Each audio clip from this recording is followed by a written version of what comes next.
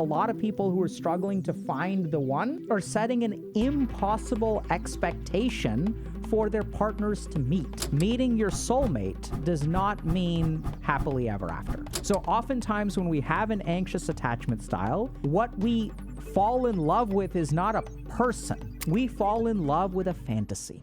Okay, female loneliness. Afraid of turning into a femcel. Hey y'all, I'm very lonely and I'm on the verge of turning into a femcel. Navigating the internet as a woman often feels like meandering through a minefield of misogyny.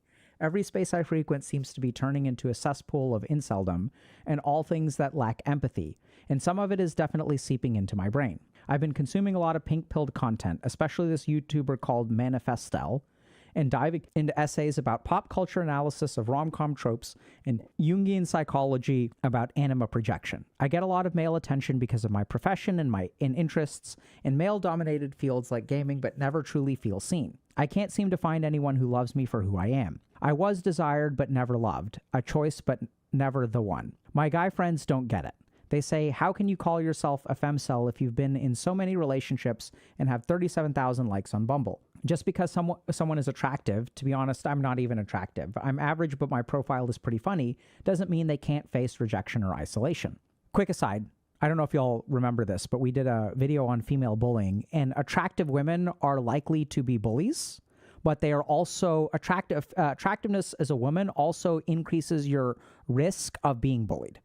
So women oftentimes bully attractive women. Attraction isn't the sole factor in building relationships, and reducing it to that misses the entire point. The woman who first coined incel wasn't fixated on appearances the way looks maxers these days are. Her goal was to talk about the difficulties in forming meaningful connections, but that's been hijacked into a superficial contest over looks and genitals and body counts and that alpha, beta, sigma stuff. While I might not have difficulty attracting men, the connection often feels shallow. I think they don't see the real me, only the fantasy they've projected onto me. Once the fantasy wears off, I am unlovable. Sometimes I feel so vengeful. I feel like every guy I've dated has just used me to level up and then discarded me, like I'm some manic pixie dream girl in some stupid male-centered rom-com. I really need to decenter men from my life, but at the same time, I just want to be loved, held, seen, and understood. I'm caught in a tug-of-war between polarizing emotions. Each day I wake up, unsure which side will gain the upper hand, leaving me exhausted and confused. This is the longest I've been single since I was 17, and this year has been a total train wreck romantically and sexually. Recently, I went to a wedding with my older cousin's sisters, and it stirred up some childhood wounds. As a kid, I always wanted to be like them, beautiful, feminine, graceless, effortless, happy. But I never felt like I belonged. Honestly, they're wonderful, and it's my own crap that I didn't fit in. Whole time I had thoughts like, why can't I be normal? Why can't I be happy?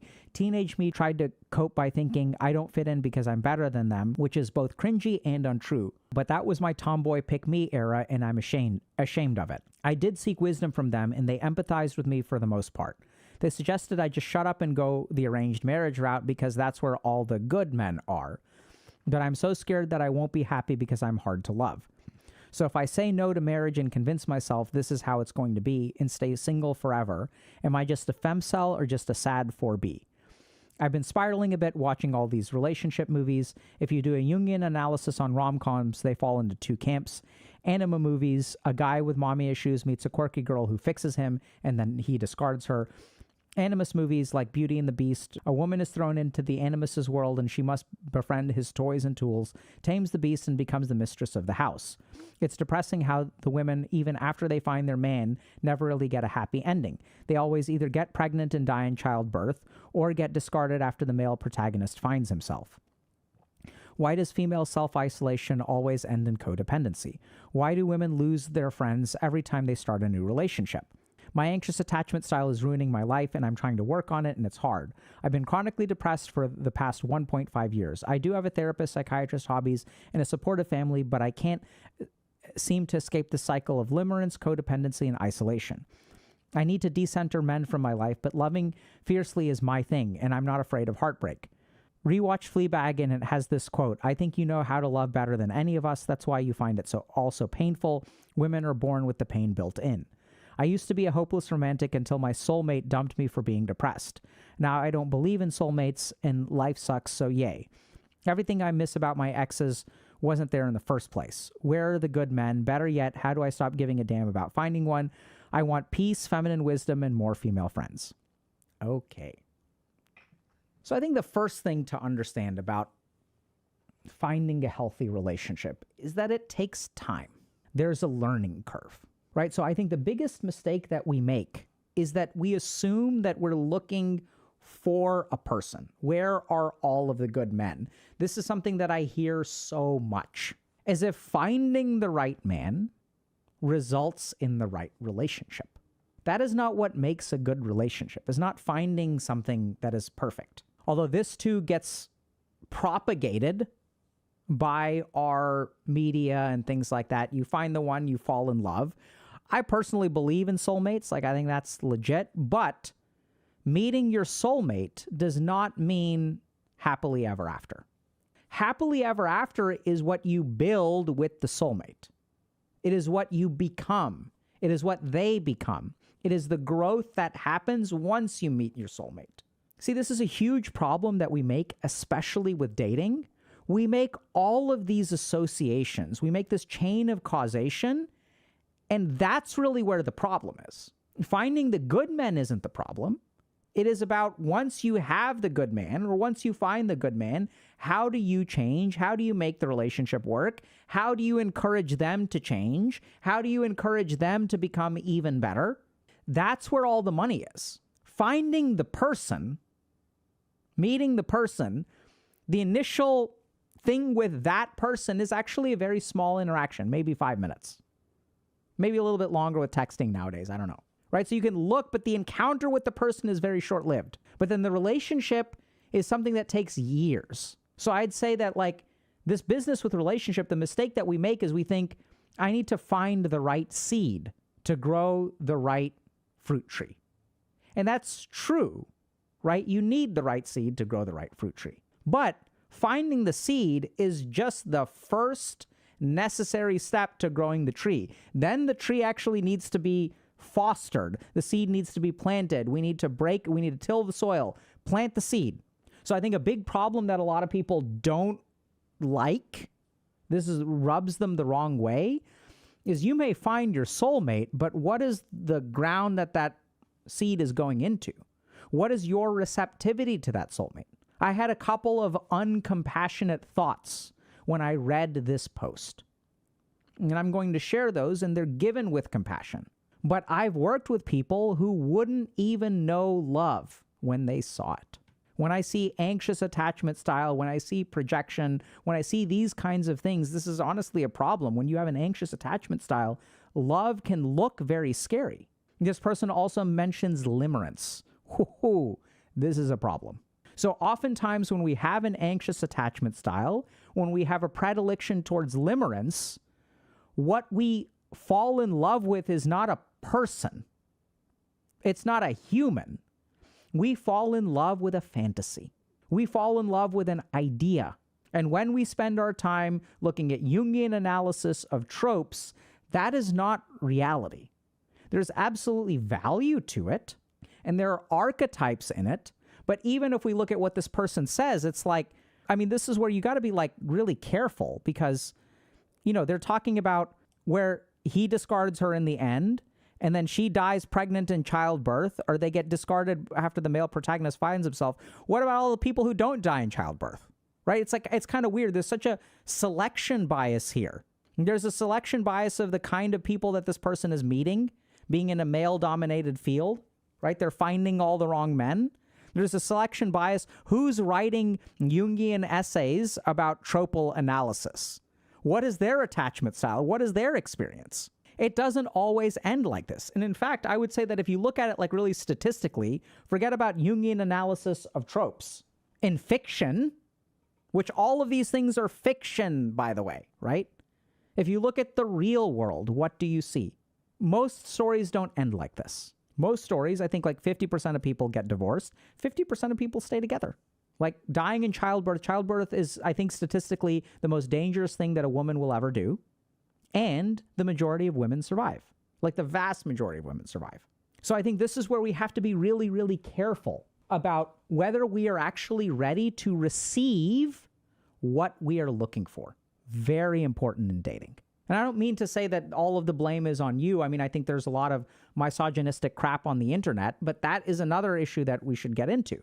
So what I've noticed with almost all of these posts is that they start with my experience on the internet. So I know this sounds kind of staggering, but I have a question for y'all. What percentage of people on the planet know what an incel is? So I'll talk to psychiatrist colleagues of mine, and I'll be like, yeah, I do a lot of work with incels. And they're like, what is that? My kids' friends' parents, literally over this winter holiday, I probably talked to about 20 people. One person knew who an incel was. So this is something that if you're like in dating and stuff, and I think this person, I love this post because the person has so much self-awareness. They're absolutely moving in the right direction. They're able to find a lot of things that are going on in their life. Maybe an attachment style issue. They notice themselves going down the rabbit hole. This is like the one corner of the internet that I'm so proud of because they say, I can see it happening. I'm turning into a femcel. How do I stop? Right? Everywhere else, they're either not femcells or they've already become femcells. The communities of these people are not in the metamorphosis phase. They're post-metamorphosis. So it's brilliant. This is awesome. Like, this person has such incredible insight that you see this happening, then you can do something about it. So the first thing that I'm going to say, and this is going to be kind of tough, but I want y'all to think about this. If I want a healthy body, what determines the health of the body that I make? So a healthy body, if we look at it at its core, right? If I want a body that does not have anemia, if I want a body that lives, at the minimum, I need calories and water. If I want to avoid, like, if we look at the, like, why bodies fall apart, sometimes we inherit things like genes for cystic fibrosis. That's what makes an unhealthy body. But oftentimes for most people, if we look at, like, in the United States, healthy bodies, high blood pressure, heart disease, diabetes are caused by our diet and less so by exercise. But exercise is important too. Diet and exercise. So this makes very simple sense, right? So if I want to have, a sturdy house, what determines the sturdiness of the house that I build? The ingredients that I put into it. What determines the health of my body? What I put into it. This is something that a lot of people don't practically understand. What determines the healthiness of my mind? What I put into it. So if you eat a trash diet in your mind, you will have a trash mind. If I'm a part of incel forums, what do you think is going to happen in my mind? If I'm part of an echo chamber, what happens in the echo chamber? So the biggest problem that I see that most people have is they feed their mind a diet of trash. And this person knows this, right? They're saying, I'm watching this YouTuber. I'm not saying that the YouTuber is trash. I have no idea what this person is or what they do or if their content is good or not good. Don't take it that way. But when we say trash diet of the mind, it's not that a particular thing is good or bad. The most important aspect of diet is variety. Fruit is healthy. And I recently saw there was like a fruit influencer who died of malnutrition. No surprise. So it is not that a particular content creator is trash or not trash. It is the scope and breadth of content that you watch. If all you ever watch on the internet is Dr. K and you spend a lot of time watching Dr. K on the internet, I will be the first to say you have a trash diet. Go do something else. So I want y'all, if your mind is not healthy, if you don't like the way that your mind is, if you don't like the thoughts that you have and the emotions that you have, the first thing that you should do is understand what are the inputs to your mind. And we know this scientifically, right? So if I grow up in a toxic and abusive household, the function of my mind will change. The way I interpret events will change. My sense of self-esteem will change because I'm getting these inputs. So if you want a healthy mind, you must feed it the right things. Now, what does that mean? This is where the whole touch grass thing comes from. And I know that this is kind of like people will be listening to this and they're saying, Dr. K, are you just saying I should get off the internet and touch grass? Well, yes and no. So telling you to get off the internet and touch grass doesn't work. Why not? Because the parts of your brain that motivate behavior, if I just tell you, hey, you should exercise every day, that doesn't engender motivation. It doesn't engender action. Telling you what to do is not sufficient. We must tell you why you should do it. This is what creates behavioral change. And so if you want to change your behavior and get off the internet, what you need to do is a critical analysis of your experience, a critical analysis of what I'm saying. Then you will hopefully get off the internet. If you internally arrive at this conclusion on your own, the likelihood of behavioral change drastically increases. So I'm not telling you to just do anything. I'm telling you to understand. If I eat highly processed food and I get constipated, the solution is simple. I need to change what I put into my body. If you don't like the way your mind is, you need to change what you put into your mind. Now, why is this so hard? Because our mind is attracted to those things. Why is it so easy to eat processed food? Because it tastes good. The internet tastes delicious. All these things on Twitter, and these posts, this Jungian analysis of tropes. I don't know who's writing this stuff. I don't know if they understand Jungian analysis. Are they Jungian trained psychoanalysts? Probably not. Maybe they are. Who knows? So most of the stuff on the internet is trash and it tastes really good. What does tasting really good mean? It means that it emotionally resonates with our experience. That's what we lean into. Right? What does this person gravitate towards? Femcel YouTubers, Jungian analysis. What you eat tastes good. Same is true of the mind. And this is why incel echo chambers exist. They love it there. It's like a buffet full of Twinkies. All trash, but taste delicious. That's why they keep going back. So when you engage with these things on the internet, ask yourself, what is it? Because see, understand this. You have something in here that feels satisfied by consuming the trash from the internet. What is that thing? What is this that you are feeding constantly? And one of two things will happen when you feed something inside of you. Either it'll go away or it'll grow. And this is the big problem with the internet, is that the internet doesn't ever satisfy us. Not ever, that's not correct. It does rarely. But most of the time, the stuff that we consume on the internet tricks our brain into satisfaction, but it doesn't fulfill our needs. So it feels good. If you look at venting spaces on the internet, people are venting, but I don't know if people get better. So it gives us some portion. It's just like highly processed food. It has calories in it, but it doesn't have micronutrients. There's a difference between calories and nutrition. And what the problem with the internet is all these companies are basing things, they're competing with each other to try to offer the tastiest food. So if you look at fast food companies, why are they so unhealthy? Because they're competing based on satisfaction with everybody else. And it's a race to the bottom. The internet is no different. So everyone's looking for emotional engagement. Everyone's looking for deltas. If there's a change, it's important. Person who is viewed as good did something bad, all over the internet. Person who did something bad again, The mind is very sensitive. The brain is sensitive to deltas. The brain is sensitive to emotional engagement. So these are the two things that pull us into the internet. And when we consume this stuff over and over and over again, it changes our thinking.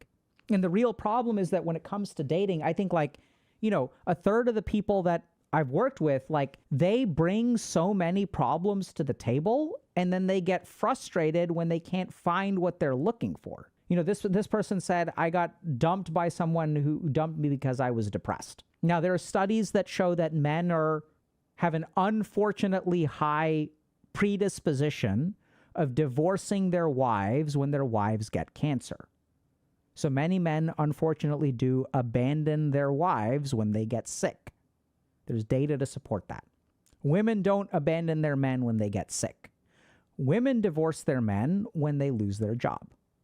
That's what the data shows, right? So what life circumstance change increases the risk of divorce? From a woman's perspective, it's a man losing their job. From a man's perspective, it's a woman becoming unhealthy. Good people out there and bad people out there. Not saying that men are bad or women are bad. Everyone's an asshole for a different reason. And I've seen women that are assholes for male reasons and men that are assholes for female reasons. The variance within a population far outweighs the variance between populations. But the key thing is, someone breaking up with you because you are depressed, that can absolutely be true. And that sounds like an asshole thing to do, and in some ways it is. But I've also seen the other side of the table.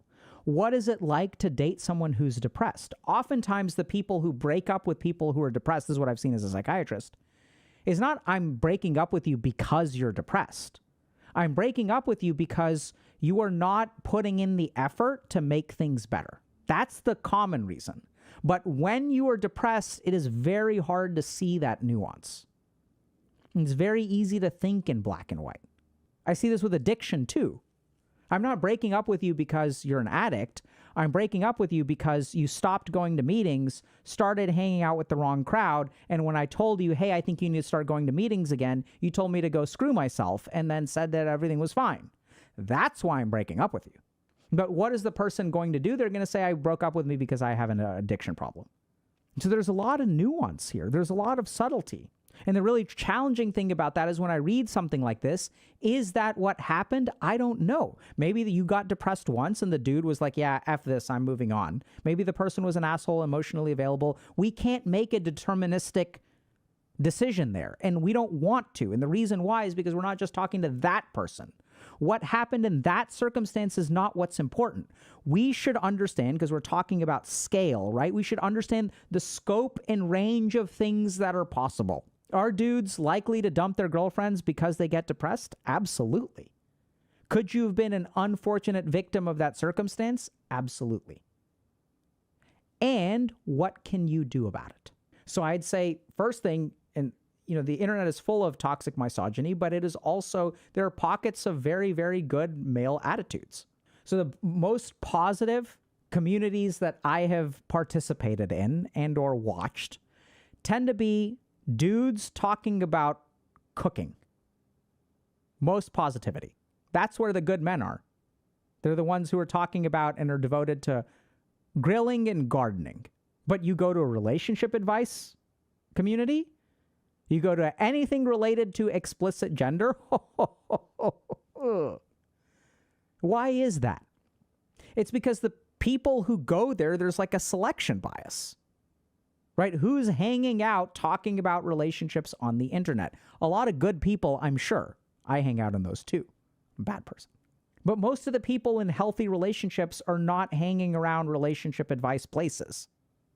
They're out living their relationship. And this is the real problem with the internet, is that the selection bias is so strong. And the selection bias is made worse by the algorithmic nature. Once your browser, once your Reddit account, once your YouTube algorithm knows what you like, it will serve you up more and more and more of it. And then the diet in your mind, it's kind of like this is what the internet is like, and it's really scary. Imagine a world where if you go to a fast food restaurant, half of the grocery stores in your area get replaced with fast food restaurants. And each time you go to a fast food restaurant, other places disappear and are replaced by fast food restaurants. What would your diet become over time? How much dedicated effort? Now I have to drive 90 kilometers to find a grocery store. This is what the internet does. This is why everyone has a trash diet of the mind. It is a dynamic landscape where it's a race to the bottom. So when things are like, when we're prioritizing crappiness and highly processed trash, and the world is so dynamic, this is what the world becomes. So this person is doing in a lot of ways like all the right things. They have a psychiatrist, they have a therapist, they're aware that they have an anxious attachment style. And if y'all are looking for wondering where all the good men are, and you have not done all of this work, this is where you should start. Not that everyone needs to go to therapy, but it's worth trying. And the last thing to consider is that when you see the world a particular way, this is what's really hard to understand. The world that you see is disconnected from the world that exists, because your perception matters a lot, right? So and this is what's really challenging, especially when we've got these limerence kind of things where this person says, people find me attractive, but I'm never the one. And so when I work with people who struggle with dating, I'll ask them, what does that practically look like? How would you know? And what I tend to find is that a lot of people who are struggling to find the one and who are looking for the one are setting an impossible expectation for their partners to meet. I want to be loved completely and totally. What does that look like? If I was a robot examining your interactions, how would I be able to judge? Give me a scorecard. What does true love look like? And over what span of time? Are you giving people the time to grow and change? How are they supposed to know what true love means to you? Oftentimes we set telepathic standards for our partners. This is what true love means to me. Where is your vision of true love coming from? It's coming from what you consume. Like, I can't imagine how difficult it must be if a dude is dating you and you're doing, Jungian analysis of rom-com tropes, and this is somehow creating a standard in your mind that you're expecting this fucking guy who's playing League of Legends to meet? Like, bro, really hard. And that's what's so tricky about this, is that the truth is that, like, it's somewhere in the middle of all of this crap. Are there dudes out there who are assholes? Yes. Will dudes out there look at you and project on you their own limerent object? Right? Are they going to look at you and see this manic pixie girl? Yes, that happens. But when you look at them, do you see the human? Or do you see your limerent object? This romantic figure from Beauty and the Beast, who is even more fantastical than Beauty and the Beast, because in fiction, every man is not good enough and every woman suffers. If that is the standard of what happens in fiction, what are you expecting from the real world? And this is why it's hard to form connection. Connection doesn't happen between two fantasies.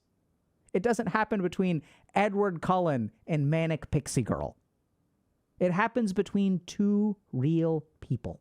And so the tricky thing, the reason that I'm careful about this stuff, I'm acknowledging, if someone is in a vulnerable state and I say things like this, you have to be careful, because what I'm saying could be interpreted as this is all your fault. But that's black and white thinking. That's the cognitive bias. I'm not saying it's all your fault. I have no idea whose fault it is. I have no idea how old you are. I have no idea how many relationships you've had. I have no idea if you're in the right or you're in the wrong. I don't know. And at the same time, what I've seen as a psychiatrist time and time and time again is that some of this is your fault and some of it is their fault. That is the most correct answer. So what do you do about it? You do what you can do. See, when we're hurt, when we have an anxious attachment style, this is true of limerence, okay? So this is really interesting. So limerence is when we have this unexplained, intense, powerful attraction to someone, like someone else. So the really interesting thing is that people get limerence not just because they have an anxious attachment style. There's one really specific difference. So people, and this isn't always true because there's not great data on limerence, but this is a really fascinating thing that I found on a paper on limerence once. People who grow up with limerence have withholding parents. Their parents don't meet all their emotional needs. So they develop this anxious attachment style where I don't develop confidence and I have to engage in a lot of distress behaviors to get people to be able to take care of me. So if you leave the room, I'm going to start crying because if I don't cry, then you'll abandon me. So they get this fear of abandonment, and they're very scared that people will always abandon them. Now that's just an anxious attachment style. When does it become limerence? It becomes limerence when there is a child with anxious attachment, once in a while, has a third caregiver. So your parents, maybe one or two parents, but there's a third object. There's me, there's the parental caregiver who's not giving me what I need, and once in a while, there is a person out there who gives me exactly what I need. But the interaction with them is short. So my parents don't encourage me, but for 3 months before I moved, I had this coach who was everything that I always wanted. And they were so kind to me. And then the brain creates a structure where it is possible for a third thing out there that is distant to give me everything that I want.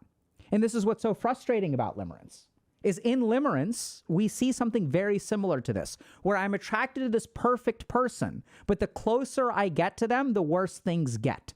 So limerence lasts for, on average, 1 to 7 years. Crazy. And after 1 to 7 years, they transfer to a new limerent object. You may get too close to this person, and then the reality doesn't match up to your fantasy, and then the limerence moves to someone else. And why do people do this? It's because when they were growing up, there was a fantastical figure who did everything for you, but it was just a slice. It was just a moment in time, maybe even one interaction. When no one else, when your parents were not taking care of you, one teacher noticed, or one parent of a friend noticed, or one friend noticed. And for that one moment, everything that you wanted was satisfied. And that was true for you.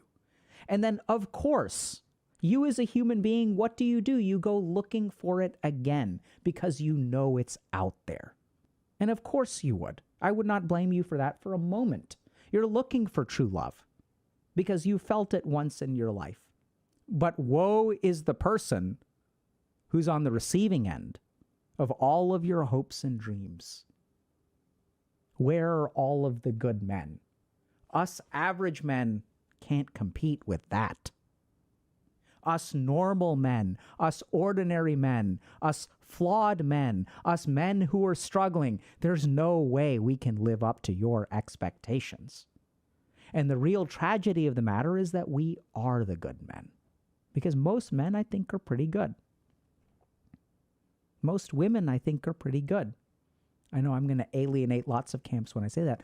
Most human beings, I think, are pretty good. So if you want to find love, I think go for it. Be a little bit careful about what you consume, because what you consume is what you will think.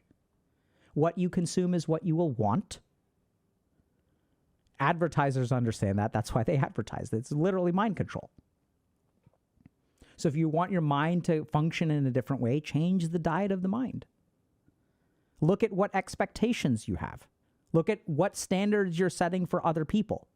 And usually when I work with anxious attachment people, it's really common for one thing to really rise up, which is that the other person is trying to give you what you've always wanted. There's just a communication gap where you're not able to receive it even though they're trying to give it. Because the way they were taught to give it, the way they were taught to express love, is different from the way that you expect to receive love. So I have love, but that has to be translated. I cannot send you love. I have to convey love in a package. Is it a gift? Is it an expensive gift? Is it a kiss? Is it a communication? Is it dropping everything that I'm doing and rushing over to you? Is it a meal? And when I do each of those things, how do you interpret it? This is why finding your soulmate is just the first step. The work of a relationship comes in that translation. Hey y'all, hope you enjoyed today's video. We talk about a bunch of topics like this on the channel, so be sure to subscribe for more. If you're already subscribed, GG, and we'll see you in chat.